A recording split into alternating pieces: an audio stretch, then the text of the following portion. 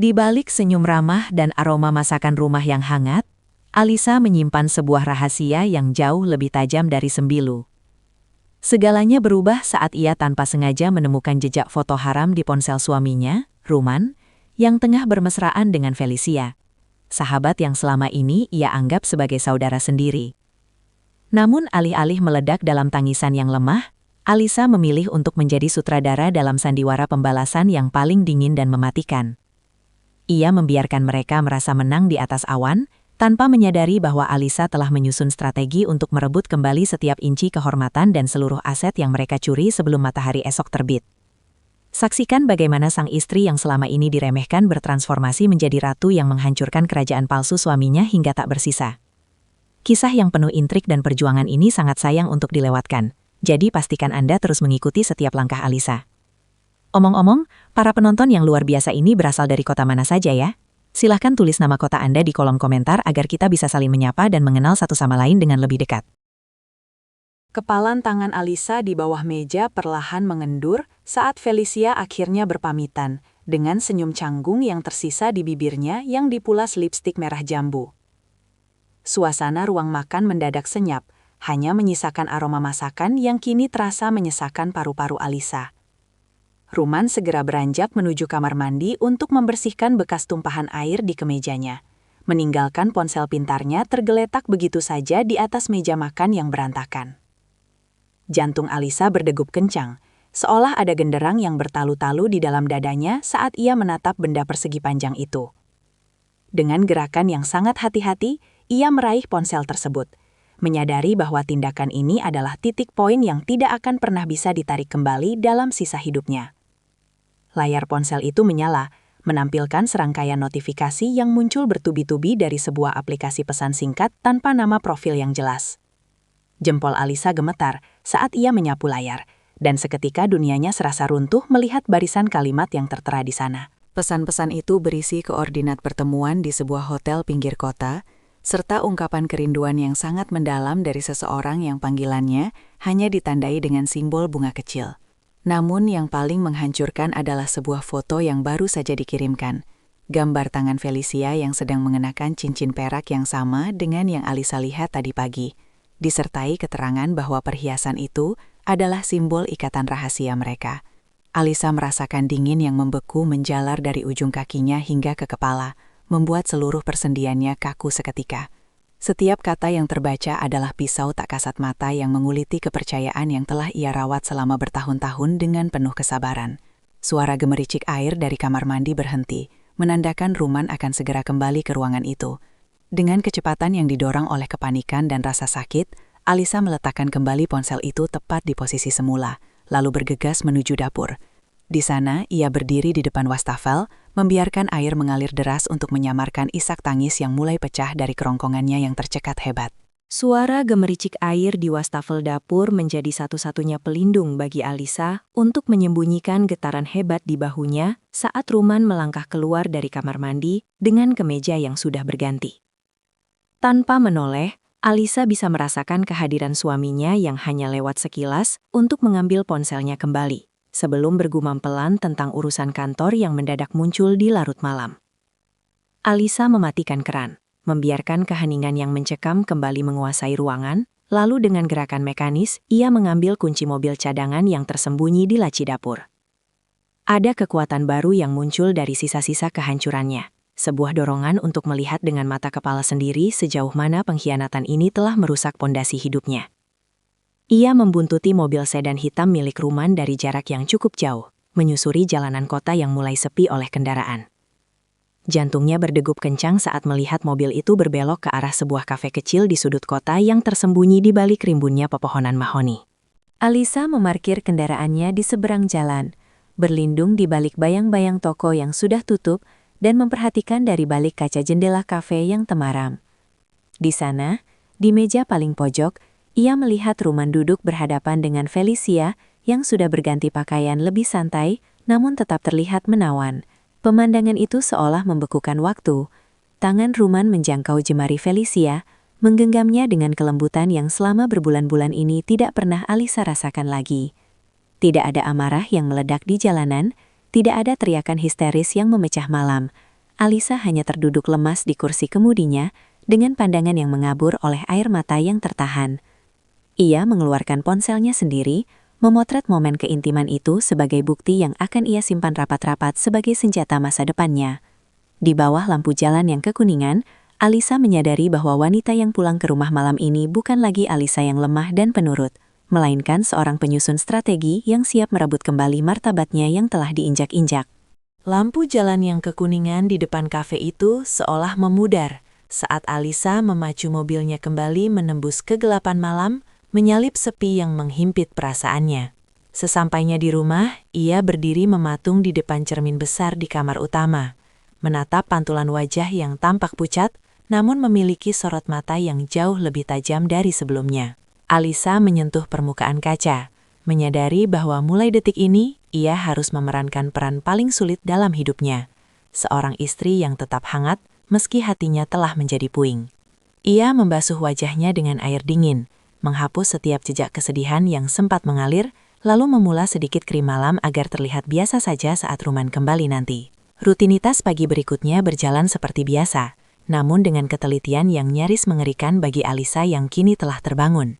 Ia menyiapkan sarapan kesukaan Ruman dengan tangan yang tenang, meski setiap gerakan suaminya kini terasa seperti duri yang menusuk kesadarannya. Saat Felicia muncul di balik pagar untuk menyapa sekilas, Alisa membalasnya dengan lambaian tangan yang tampak tulus. Padahal di dalam kepalanya, ia sedang memetakan setiap kebohongan yang pernah terlontar dari bibir wanita itu. Ia belajar untuk tidak lagi bertanya kemana Ruman pergi atau mengapa ia pulang terlambat.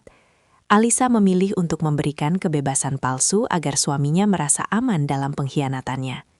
Di balik topeng kesabaran itu, Alisa uai mengumpulkan kembali berkas-berkas penting yang selama ini ia abaikan karena terlalu percaya pada manajemen keuangan Ruman.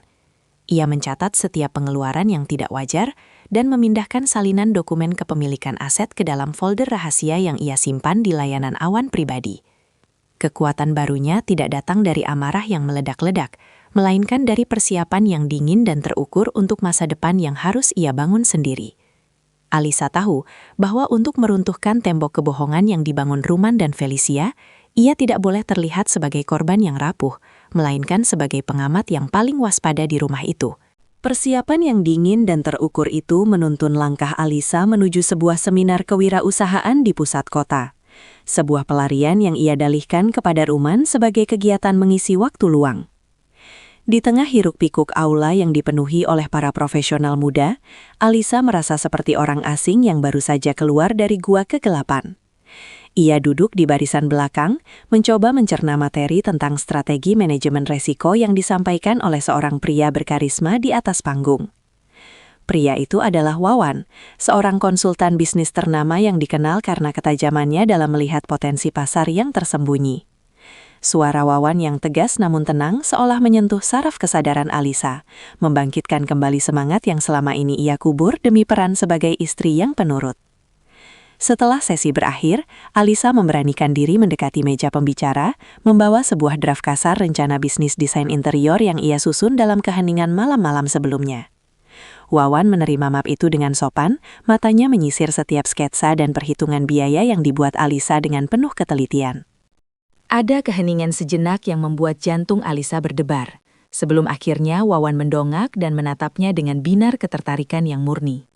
Wawan tidak hanya melihat sekadar gambar, ia melihat sebuah narasi tentang kebangkitan dan detail artistik yang jarang dimiliki oleh desainer pemula lainnya. Wawan mengajak Alisa berdiskusi di kafe lobi, memberikan kritik konstruktif yang membuka wawasan baru bagi Alisa tentang bagaimana mengubah hobi menjadi sebuah kerajaan bisnis. Dalam percakapan singkat itu, Wawan menyadari bahwa wanita di hadapannya sedang membawa beban emosional yang berat, namun ia lebih memilih untuk menghargai profesionalisme Alisa. Alisa merasa untuk pertama kalinya setelah sekian lama, ada seseorang yang menghargai pemikirannya lebih dari sekadar keberadaannya di rumah. Pertemuan ini bukan hanya tentang bimbingan karir. Bagi Alisa, Wawan adalah mercusuar yang menunjukkan bahwa ada kehidupan yang gemilang di luar pagar rumahnya yang kini terasa mencekik. Mercusuar harapan yang dinyalakan oleh Wawan di kafe lobi itu memberi Alisa keberanian untuk kembali ke rumah dengan kepala tegak meski dadanya masih menyimpan bara yang panas. Ia melangkah masuk ke ruang keluarga yang temaram, mendapati Ruman sedang tertidur lelap di sofa dengan laptop yang masih menyala di samping bantalnya. Rasa ingin tahu yang tajam mendorong Alisa untuk mendekat. Jari-jarinya bergerak seringan bulu saat ia mencoba mengintip layar yang menampilkan sebuah surel dari notaris kepercayaan keluarga mereka. Di sana, tertera draft dokumen pengalihan hak guna bangunan atas ruko yang selama ini Alisa kira sebagai tabungan masa depan mereka, kini sedang diproses untuk berpindah tangan kepada pihak ketiga yang tak lain adalah Felicia. Benang merah yang selama ini menghubungkan sisa-sisa kasih sayangnya kepada Ruman seolah terputus seketika, meninggalkan rasa hampa yang dingin namun membebaskan. Alisa memotret dokumen digital itu dengan tangan yang tak lagi gemetar. Ia menyadari bahwa pengkhianatan ini bukan sekadar urusan hati, melainkan perampokan terencana terhadap masa depannya. Ruman terbangun sesaat, mengerjapkan mata dengan bingung, namun Alisa dengan cepat mengubah ekspresinya menjadi senyuman lembut yang menipu, menawarkan segelas air putih hangat untuk menutupi kecurigaannya. Di balik keramahan palsu itu, Alisa sedang menyusun strategi pembalasan yang elegan melalui bantuan hukum yang ia cari secara sembunyi-sembunyi, melalui koneksi yang baru saja ia dapatkan. Logika Alisa kini bekerja dengan kecepatan penuh, melampaui rasa sakit yang biasanya melumpuhkan perasaannya saat melihat keakraban Ruman dan tetangga sebelah. Ia mulai memindahkan sisa saldo di rekening bersama yang menjadi haknya ke dalam sebuah akun bisnis baru yang baru saja ia daftarkan atas saran Wawan. Setiap langkah yang ia ambil kini didasari oleh perhitungan matematis yang dingin, memastikan bahwa saat badai ini meledak nanti, ia tidak akan jatuh miskin atau terhina. Alisa menatap pagar pembatas rumah mereka yang terlihat rapuh di bawah sinar bulan, menyadari bahwa ia bukan lagi bagian dari sandiwara murahan yang sedang dimainkan oleh suaminya dan sahabat pengkhianatnya itu. Pagar pembatas yang terlihat rapuh di bawah sinar bulan itu seolah menjadi simbol dari batas kesabaran Alisa yang kini telah mencapai titik akhirnya. Alih-alih meratapi nasib di balik selimut, Alisa memanfaatkan setiap jam ketika Ruman berada di luar rumah untuk merajut kemandiriannya yang baru. Dengan bimbingan intensif dari Wawan melalui korespondensi elektronik yang terjaga kerahasiaannya, Alisa mulai mengeksekusi portofolio desain interiornya secara profesional. Ruang tamu kecil di apartemen sewaan yang ia siapkan secara diam-diam, kini menjadi markas rahasia tempat ia menuangkan ide-ide brilian yang selama ini terabaikan. Setiap sketsa yang ia buat bukan sekadar gambar estetika, melainkan fondasi kokoh untuk sayap-sayap barunya yang siap mengepak menjauhi keterpurukan. Ia mulai mendekati pemasok material dan pengrajin furnitur lokal, membangun relasi bisnis yang solid tanpa membawa-bawa nama besar suaminya. Alisa menyadari bahwa selama ini ia memiliki bakat negosiasi yang luar biasa, sebuah potensi yang tertutup oleh bayang-bayang kesuksesan Ruman yang semu. Sementara itu, di rumah, ia tetap memainkan peran sebagai istri yang pendiam, mengamati bagaimana Ruman dan Felicia semakin berani menunjukkan kedekatan mereka melalui isyarat-isyarat kecil yang menurut mereka tak terlihat. Alisa mencatat setiap kejanggalan administratif yang dilakukan Ruman, mengumpulkan bukti aliran dana yang diselewengkan untuk memanjakan tetangga sebelah dengan ketelitian seorang detektif. Kekuatan mental Alisa tumbuh pesat seiring dengan tabungan bisnisnya yang mulai terisi dari proyek-proyek kecil yang ia kerjakan secara daring. Ia tidak lagi merasa gemetar saat berpapasan dengan Felicia di supermarket. Sebaliknya, ia menatap wanita itu dengan rasa iba yang mendalam, karena Felicia tidak menyadari bahwa ia sedang membangun istana di atas pasir yang mulai amblas. Wawan seringkali memberikan dorongan moral, mengingatkan Alisa bahwa keberhasilan terbaik adalah saat seseorang mampu bangkit dari abu kehancurannya sendiri, tanpa harus merendahkan diri. Alisa kini telah siap. Sayapnya telah teruji, dokumen-dokumennya telah lengkap, dan ia hanya tinggal menunggu saat yang tepat untuk menerbangkan semua kebenaran ini ke permukaan. Sayap-sayap yang telah teruji itu kini terasa begitu kuat, memberikan Alisa ketenangan yang luar biasa saat ia memutuskan untuk mengakhiri sandiwara panjang di bawah atap rumahnya sendiri. Dengan jari yang stabil, ia mengetik pesan singkat di grup percakapan kecil, mengundang Ruman dan Felicia untuk sebuah perjamuan makan malam istimewa, guna merayakan keberhasilan semu ruko baru yang baru saja dialihkan kepemilikannya. Alisa juga secara khusus menghubungi Wawan, memintanya hadir sebagai saksi, sekaligus rekan bisnis yang akan memberikan kejutan tak terduga bagi para pengkhianat itu. Ruang makan yang biasanya menjadi saksi bisu kebohongannya, kini dihias dengan lilin-lilin aromatik dan bunga lili putih, menciptakan atmosfer yang elegan, namun terasa sangat mencekam bagi siapapun yang memiliki rahasia kotor. Ruman pulang dengan wajah yang berseri-seri, yakin bahwa Alisa masih merupakan istri naif yang akan merayakan setiap langkah finansialnya tanpa banyak tanya. Tak lama kemudian, Felicia melangkah masuk dengan gaun merah yang mencolok, membawa sebotol minuman mewah, seolah ia adalah nyonya rumah yang sesungguhnya di kediaman itu. Alisa menyambut mereka dengan ketenangan seorang ratu yang sedang menjamu tamu di medan perang. Sementara Wawan duduk di sudut ruangan dengan tas kerja yang berisi tumpukan fakta hukum. Ketegangan mulai merayap di balik tawa renyah Felicia saat ia menyadari kehadiran pria asing yang menatap mereka dengan sorot mata penuh selidik dan kecerdasan yang tajam. Di tengah hidangan utama, Alisa mengangkat gelasnya, bukan untuk bersulang atas kesuksesan ruko tersebut, melainkan untuk menandai akhir dari pengabdian butanya selama bertahun-tahun. Ia menatap Ruman dan Felicia secara bergantian, membiarkan keheningan yang panjang menguliti rasa percaya diri mereka yang mulai goyah di bawah cahaya lilin yang temaram. Wawan perlahan membuka tas kerjanya, meletakkan lembaran-lembaran dokumen yang membuktikan setiap aliran dana ilegal dan foto-foto pertemuan rahasia mereka di atas meja makan yang bersih. Alisa hanya tersenyum tipis, sebuah senyuman yang menandakan bahwa undangan ini bukan sekedar jamuan makan malam biasa, melainkan pengadilan bagi hati yang telah lama dicurangi. Pengadilan bagi hati yang telah lama dicurangi itu dimulai saat Alisa menggeser selembar foto berukuran besar ke tengah meja, tepat di bawah sorotan lampu gantung kristal yang berkilauan. Ruman terperangah. Wajahnya yang semula memerah karena pengaruh suasana makan malam mendadak pucat pasi, seperti kehilangan seluruh aliran darah di tubuhnya. Di depannya, bukti visual pertemuan intimnya dengan Felicia di kafe pinggir kota tersaji dengan sangat jernih, menghancurkan segala bentuk penyangkalan yang mungkin sudah ia siapkan di ujung lidahnya. Felicia mencoba meraih tasnya untuk segera pergi, namun Wawan dengan tenang meletakkan draft gugatan hukum dan pembatalan aset yang selama ini mereka coba sembunyikan di balik punggung Alisa. Keheningan yang mencekam itu hanya dipecah oleh suara napas Ruman yang mulai memburu, sementara Alisa tetap duduk dengan punggung tegak, memancarkan aura wibawa yang belum pernah mereka lihat sebelumnya. Tanpa perlu menaikkan nada suaranya, Alisa memaparkan setiap rincian pengkhianatan yang ia kumpulkan, mulai dari jam tangan yang tertinggal hingga nota perhiasan yang menjadi bukti bisu perselingkuhan mereka. Ia tidak menggunakan makian, hanya fakta-fakta dingin yang keluar dengan presisi yang mematikan, membuat Felicia tertunduk lesu sambil meremas taplak meja dengan tangan yang bergetar hebat. Wawan menambahkan penjelasan mengenai pelanggaran administratif yang dilakukan Ruman dalam memindahkan aset bersama tanpa persetujuan sah.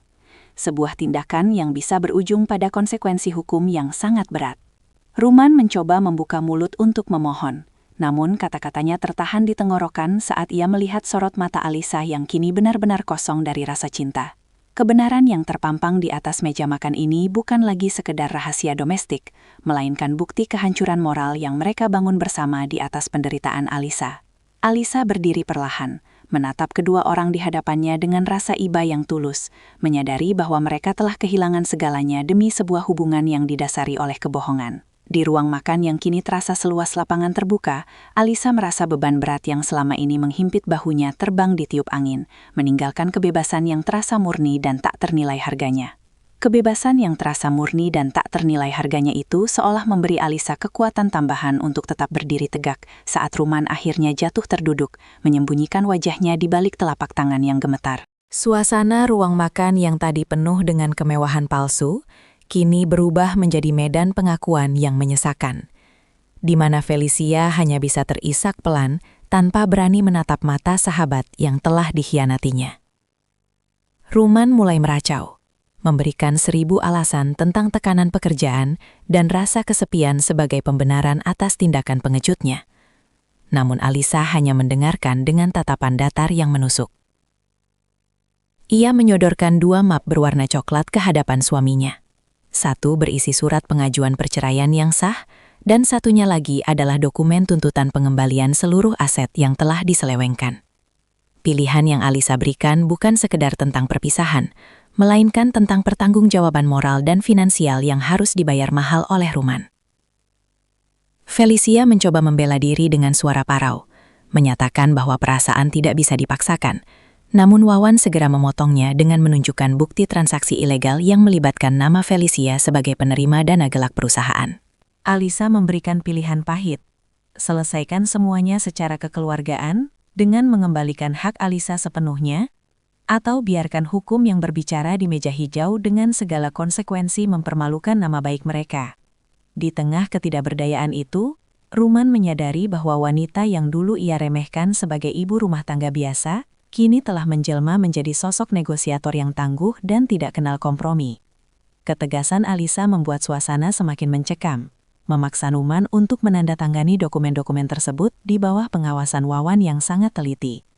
Felicia hanya bisa terpaku melihat seluruh rencana masa depannya runtuh seketika, menyadari bahwa pengkhianatan yang ia bangun bersama Ruman hanyalah fatamorgana yang membawa mereka ke jurang kehancuran. Alisa tidak lagi merasakan perih saat melihat suaminya menandatangani surat cerai itu. Yang ia rasakan hanyalah kelegaan yang luar biasa, karena beban kebohongan ini akhirnya terlepas dari pundaknya. Setelah tinta hitam itu mengering di atas kertas putih, Alisa mempersilahkan mereka berdua keluar dari rumahnya, mengakhiri sebuah babak kehidupan yang penuh kepalsuan dengan keberanian yang baru ia temukan. Keberanian yang baru ia temukan itu seolah memberikan tenaga tambahan pada jemari Alisa saat ia menutup pintu depan dengan dentuman pelan namun mantap, mengunci rapat masa lalunya di balik kayu mahoni yang dingin. Ia berdiri sejenak di lorong rumah yang kini terasa sangat luas, mendengarkan langkah kaki Ruman dan Felicia yang menjauh dengan gontai di atas aspal jalanan yang basah oleh embun malam. Tanpa menoleh lagi ke arah bingkai foto pernikahan yang masih terpajang di dinding, Alisa melangkah menuju kamar utama untuk mengambil koper kecil yang sudah ia siapkan sejak 3 hari yang lalu. Di dalamnya hanya ada beberapa potong pakaian, dokumen identitas, dan laptop yang menjadi senjata utamanya dalam membangun masa depan yang baru. Wawan menunggu di dekat mobilnya, memberikan anggukan hormat yang tulus saat melihat Alisa keluar dengan kepala tegak tanpa ada tetesan air mata yang membasahi pipinya.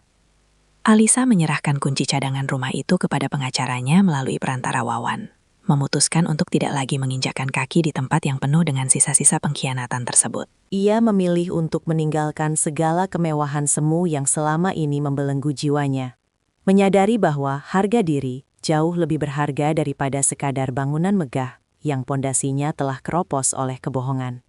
Di dalam mobil, Alisa menatap keluar jendela, melihat rumah Felicia yang kini tampak suram dan tak lagi memiliki daya tarik baginya.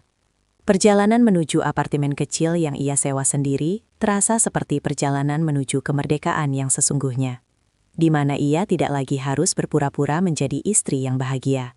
Alisa membuka catatan digital di ponselnya, menghapus nomor kontak Ruman dan Felicia secara permanen. Sebuah tindakan simbolis untuk membersihkan ruang di hatinya bagi hal-hal yang lebih bermakna. Wawan memecah keheningan dengan membicarakan jadwal pertemuan bisnis esok hari, memberikan pengalihan yang sempurna bagi pikiran Alisa yang mulai tenang. Malam itu, di bawah kerlip lampu kota yang tidak pernah tidur, Alisa menarik nafas panjang dan menyadari bahwa langkah keluar dari rumah itu adalah langkah pertama menuju puncak kesuksesan yang ia bangun dengan tangannya sendiri.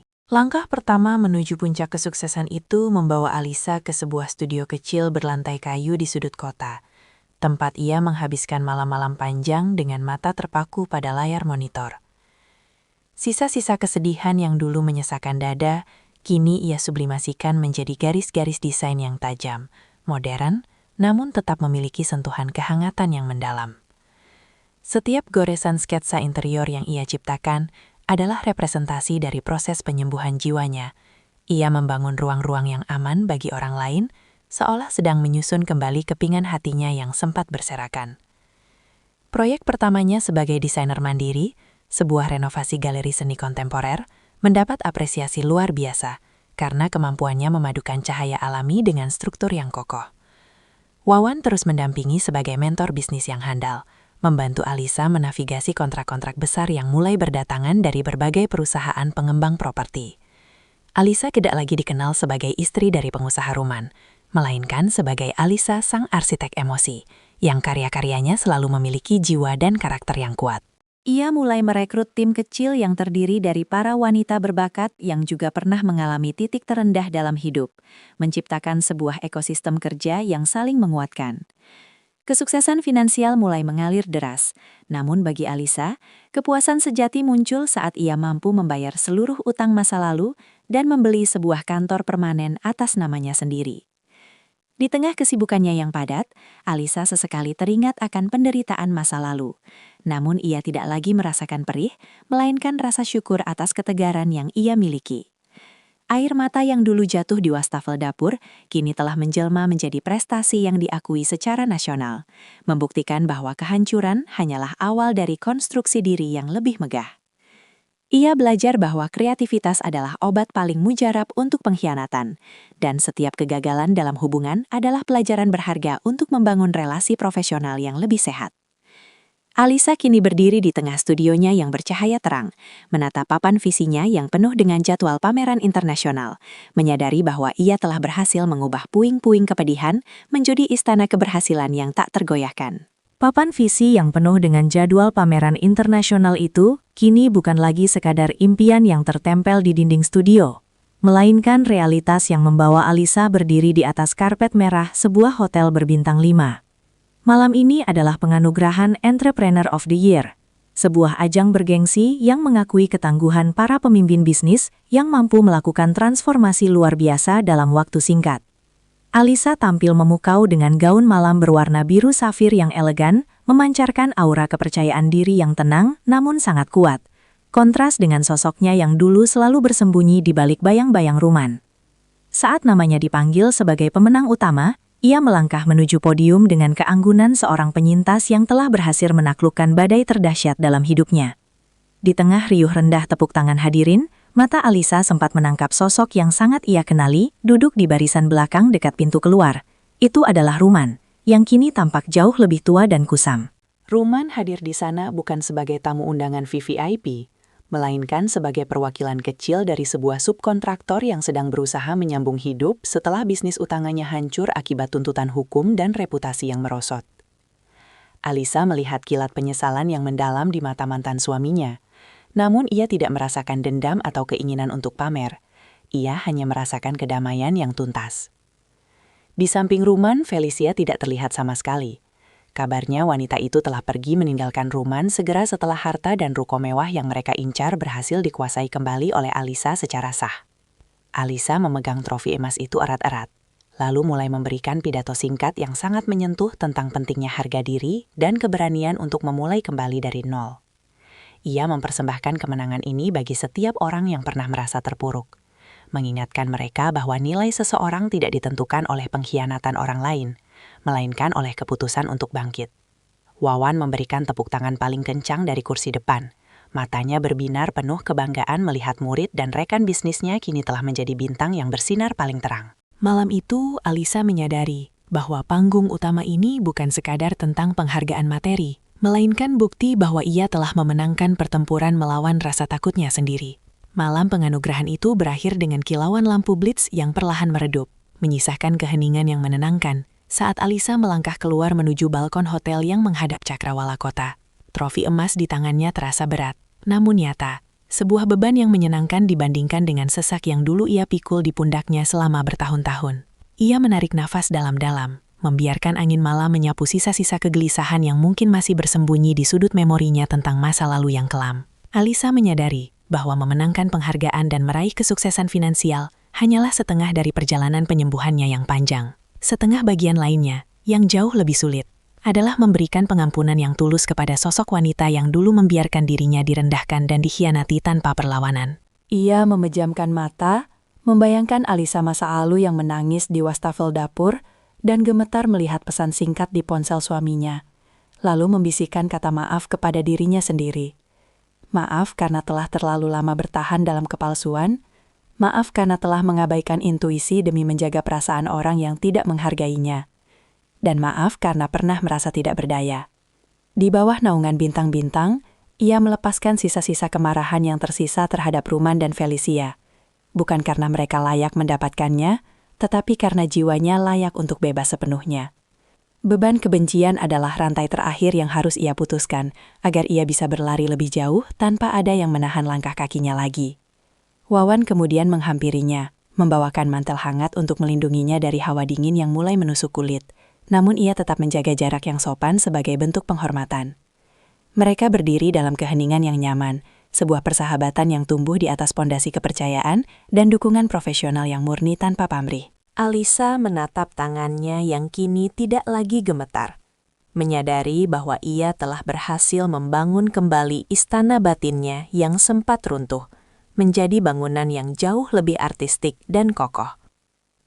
Malam ini, di puncak keberhasilannya, ia tidak lagi merasa sebagai korban pengkhianatan, melainkan sebagai pemenang yang telah berhasil memaafkan masa lalunya demi masa depan yang lebih cerah. Malam yang tenang di bawah naungan bintang-bintang itu perlahan berganti dengan kesibukan pagi yang cerah, saat Alisa melangkah memasuki lobi gedung pencakar langit tempat kantor barunya berada. Di lantai teratas yang berdinding kaca, ia kini memimpin sebuah firma konsultan desain interior yang menjadi rujukan utama bagi proyek-proyek prestisius di ibu kota. Wawan datang membawa sebuah proposal kerjasama strategis yang akan menyatukan keahlian manajerialnya dengan visi artistik Alisa dalam sebuah proyek pembangunan resor ramah lingkungan. Duduk berhadapan di meja rapat yang elegan, Alisa melihat sosok Wawan bukan lagi sekadar mentor yang memberinya petunjuk jalan, melainkan rekan sejajar yang memiliki integritas dan ketulusan yang selama ini ia cari dalam sebuah hubungan. Diskusi mereka mengalir dengan sangat dinamis, diiringi tawa kecil yang sesekali memecah konsentrasi, menciptakan harmoni yang sangat kontras dengan ketegangan di meja makan rumahan beberapa tahun silam. Wawan meletakkan penanya, menatap Alisa dengan sorot mata yang lebih lembut dari biasanya, seolah ingin menyampaikan sesuatu yang melampaui angka-angka dalam dokumen di hadapan mereka. Ia mengungkapkan kekagumannya pada transformasi Alisa yang tidak hanya sukses secara materi, tetapi juga tumbuh menjadi pribadi yang penuh empati dan kebijaksanaan. Di puncak karirnya ini, Alisa menyadari bahwa pertemuan mereka bukanlah sebuah kebetulan, melainkan jawaban atas keberaniannya untuk meninggalkan zona nyaman yang menyakitkan. Getaran ponsel Alisa sempat memecah momen itu. Sebuah pesan singkat dari pengacaranya mengabarkan bahwa seluruh urusan pembagian aset tambahan dari sisa bisnis Ruman telah selesai sepenuhnya. Alisa hanya tersenyum tipis, lalu mematikan layar ponselnya tanpa keinginan untuk mengetahui lebih lanjut nasib pria yang dulu pernah menguasai seluruh dunianya. Ia lebih memilih untuk kembali fokus pada percakapan dengan Wawan, menikmati setiap detik dari interaksi yang sehat dan saling menghargai. Di ruangan yang bersimbah cahaya matahari pagi ini, Alisa merasa benar-benar berada di puncak, bukan hanya karena jabatan atau kekayaannya, tetapi karena ia akhirnya dikelilingi oleh orang-orang yang mendukung pertumbuhan jiwanya secara tulus. Interaksi yang sehat dan saling menghargai itu membawa Alisa pada sebuah keputusan besar untuk meninggalkan apartemen sewaannya dan pindah ke sebuah rumah yang ia rancang sendiri dari nol. Berdiri di balkon lantai 2 kediaman barunya, Alisa menyesap teh melati sambil menatap pemandangan kota yang mulai berpendar oleh lampu-lampu jalanan di bawah langit senja yang jingga. Rumah ini tidak memiliki pagar kayu rendah yang mudah dilompati oleh kecurigaan, melainkan dinding-dinding kaca besar yang memberikan akses pada cahaya matahari untuk masuk ke setiap sudut ruangan.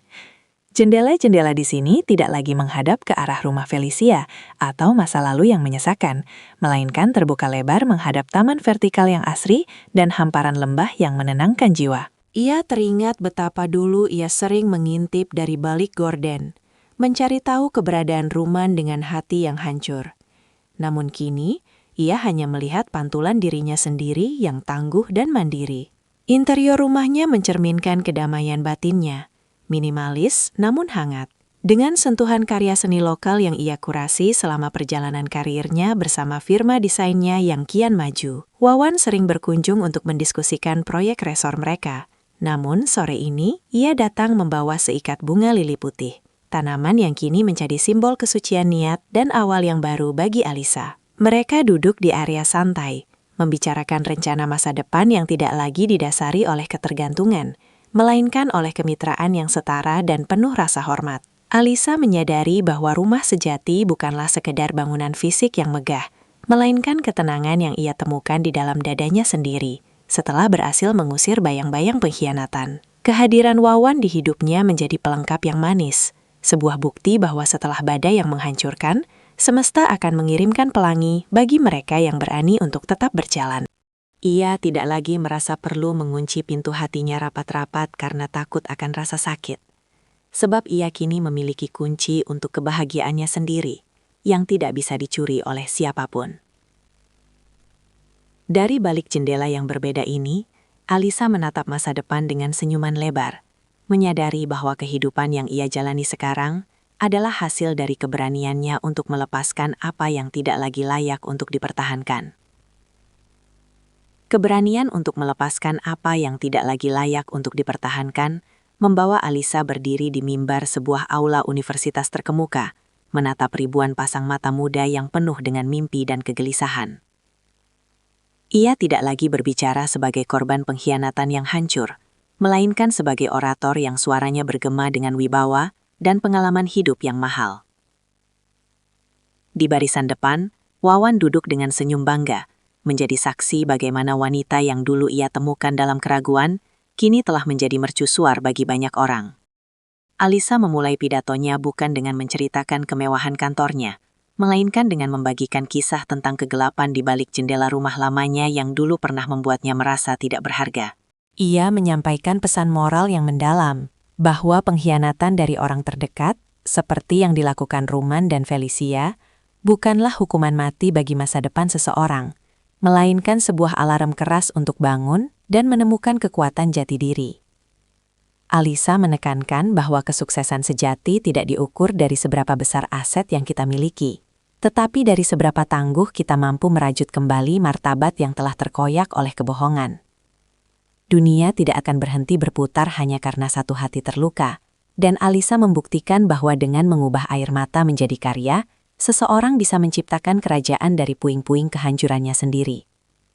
Tepuk tangan meriah membahana, memenuhi setiap sudut ruangan, seolah merayakan kemenangan ruh manusia atas kepedihan yang fana.